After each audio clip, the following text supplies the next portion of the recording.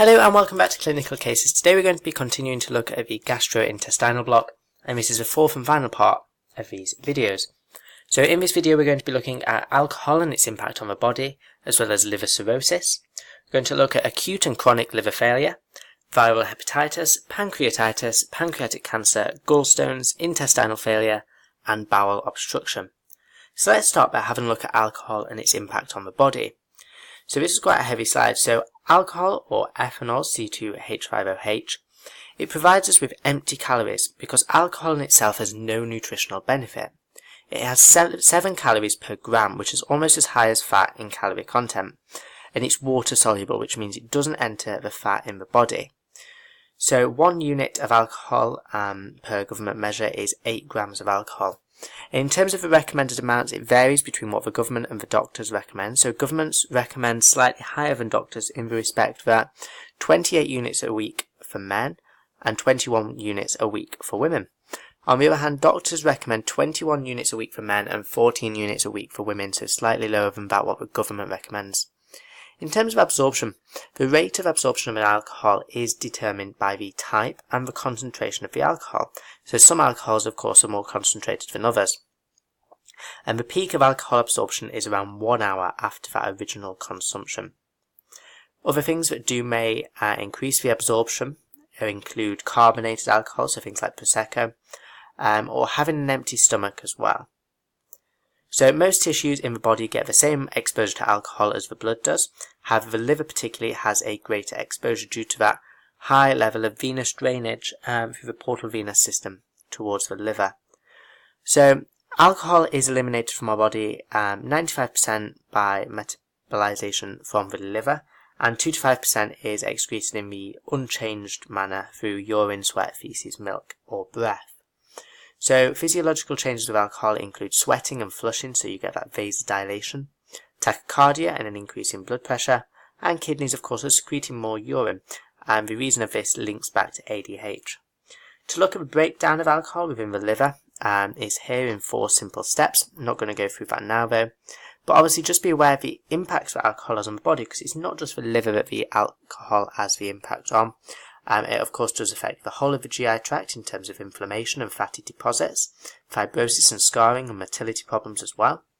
It can affect the pancreas, the liver, the esophagus, the brain, and brain is really an important one to be aware of here. So it can impair your vision and cerebellar disruption, and the more you drink it can lead to medulla function being depressed. And don't forget, your medulla is where you get those basic body functions for your cardiovascular and your respiratory system, so your breathing centres, your heart pumping centres. Really important regions which alcohol is having an impact on. It also causes an increase in the dopamine release, causing euphoria, sleepiness, and loss of grey matter as well. Lastly, as well, in terms of impacts on reproduction, because it's a little bit hard to see at the bottom here, it does decrease your sexual performance, and it contributes to a loss of libido as well. Liver cirrhosis then, so slightly linked into this alcohol situation. Cirrhosis is a condition of which the liver does not function properly due to long-term damage. So the importance there is it's long-term damage causing this cirrhosis. And it's characterized by the replacement of normal liver tissue by scarred tissue, and that scarred tissue is no longer as functional. So typically, as we've said, it's a disease that develops slowly over time, so over months or years. Often it's asymptomatic at first, but as it progresses, the patient may experience tiredness, edema in their lower legs, jaundice and ascites as well. It can lead to several complications, namely liver cancer is a really important one, of course, and it can be caused primarily by alcohol, and typically having 2 to 3 drinks a day increases your risk of liver cirrhosis grossly.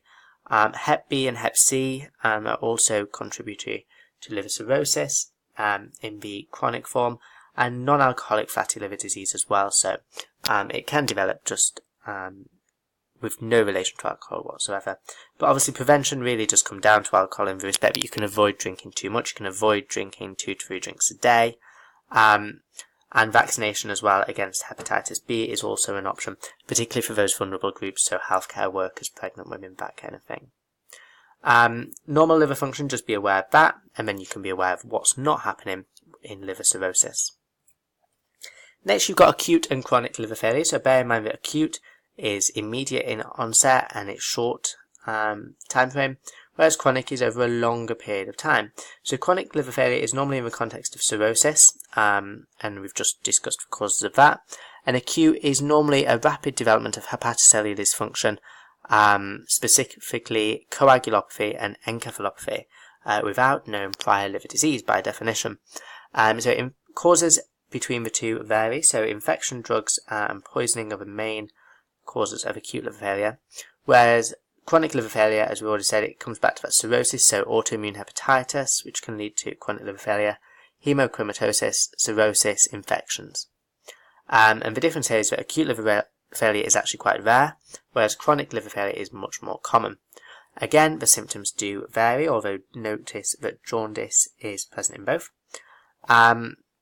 But consequently, what's really important is that actually acute liver failure can be fatal, so through raised intracranial pressure, sepsis, or acute renal failure, it can all lead to death.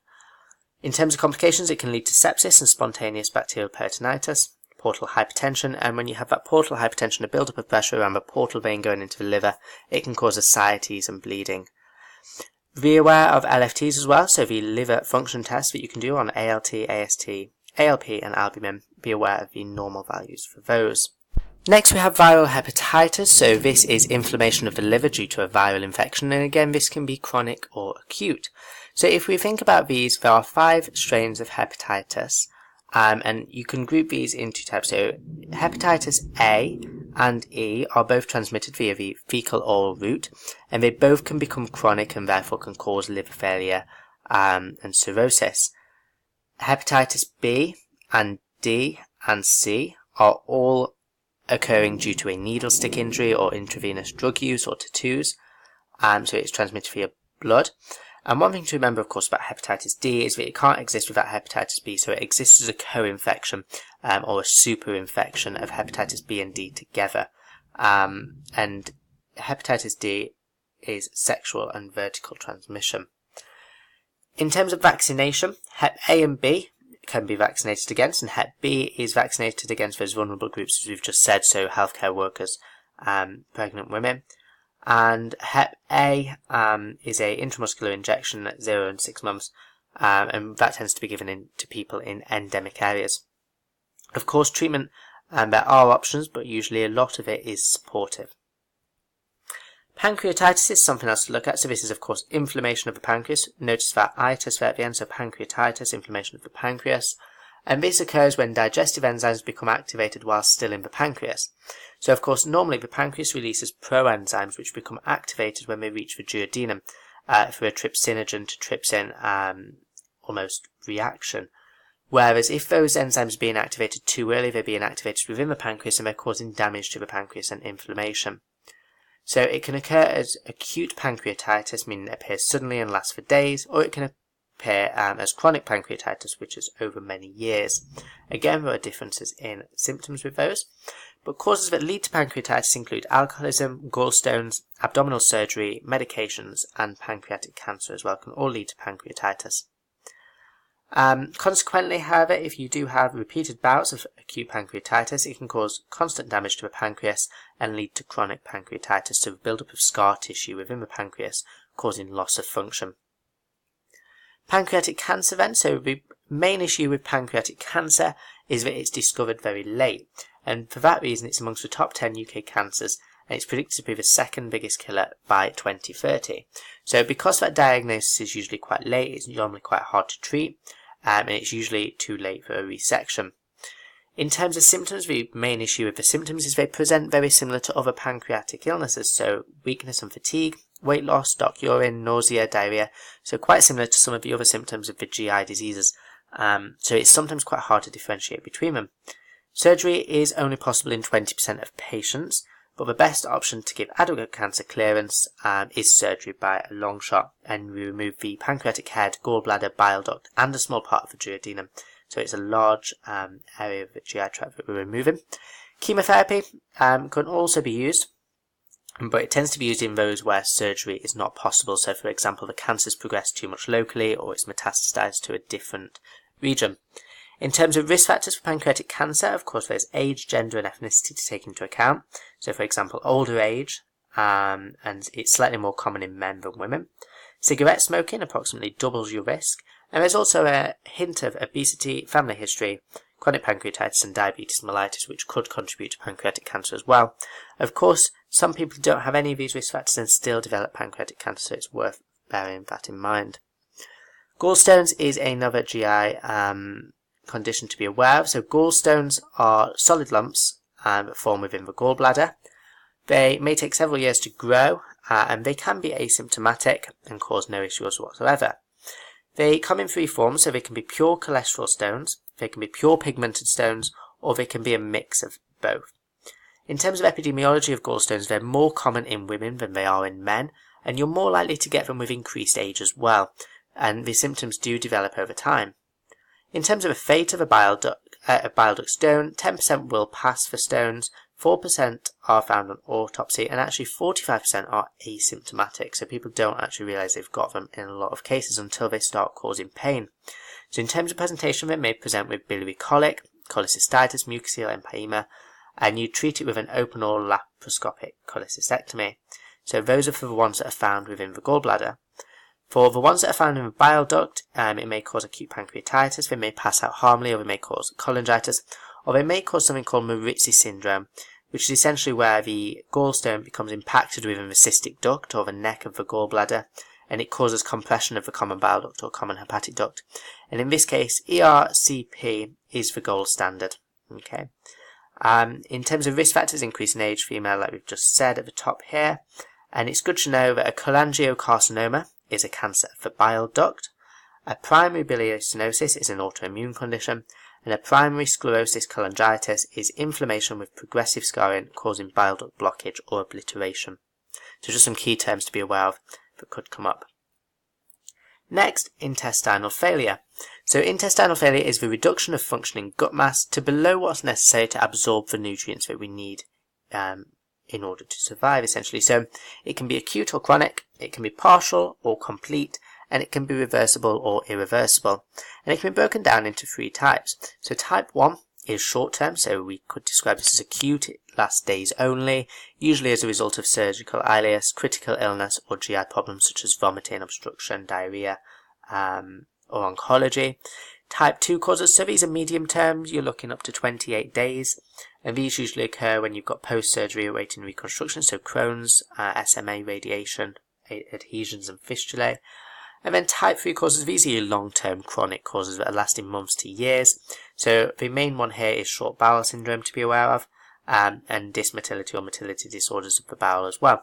So there's a little link to both of these at the bottom here. So short bowel syndrome, it's when you've got a portion of the small intestine either missing due to surgery or congenitally missing. And essentially because you've got less small intestine, you're not being able to absorb as much food and water from the gut. So therefore that leads to malnutrition and this intestinal failure. And motility disorders, so healthy intestines of course move in that regular wave-like contraction. Some diseases such as diabetes have persistent high blood sugars, and these cause chemical changes in the nerves that stimulate those wave-like contractions of the gut, and as a result the gut can become paralysed and freeze over. So this can cause intestinal failure. If you've got intestinal failure, normally it's not a nice condition to have. It causes severe diarrhea, it can cause weight loss, abdominal bloating, and it tends to be a lot of these patients do tend to be quite depressed and not happy in general in themselves.